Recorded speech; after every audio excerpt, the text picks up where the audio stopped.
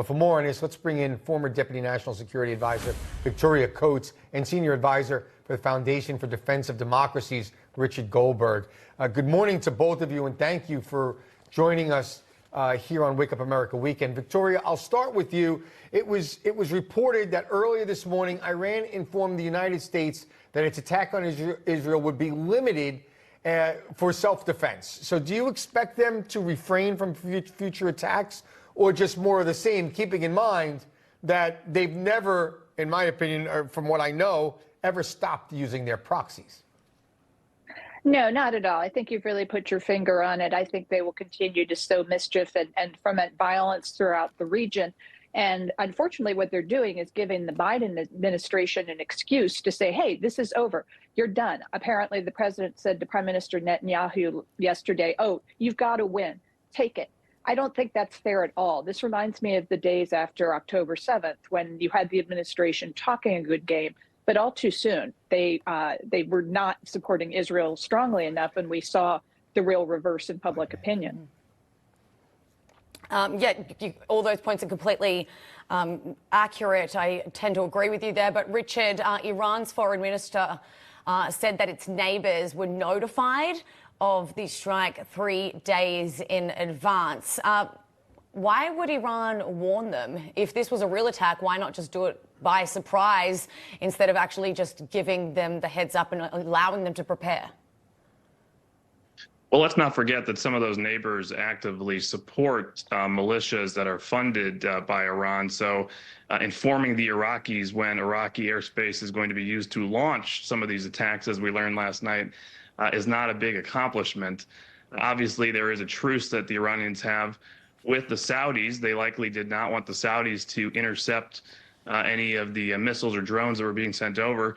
We see reports that the Saudis, in fact, did join with the United States and Israel in trying to combat this threat, a major accomplishment as you think about the change in the region. But go back to what Victoria was talking about. This is a strategic level attack on Israel. You cannot call 100 ballistic missiles being launched on a country the size of New Jersey performative or symbolic. This is a strategic attack. If we allow this to become the new normal, this is a game-changing event for the world. For Israel, certainly, but for the United States as well. This cannot go unanswered. That's not just a military response, it's also an economic response and a political response.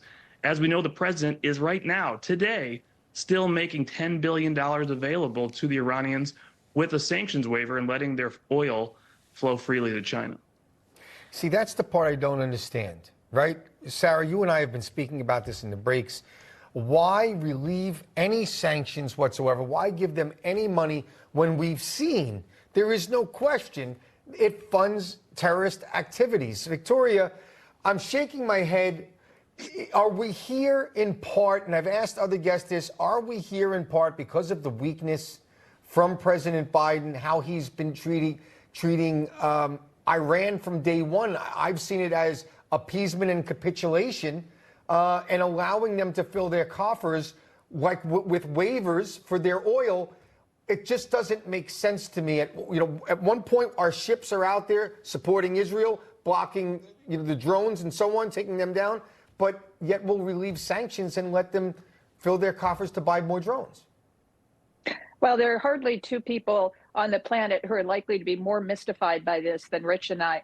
I mean, you're 100% correct. The way to deal with the Iranians is from a position of strength, starve them of resources, because all they do is spend that on military capacity. And the notion that China would somehow be a friend or a partner to us in this is also mystifying. Apparently, the president reached out to China to say, hey, can you rein the Iranians in? Can you get them to stop? And of course, the answer was no, just like it was on Ukraine.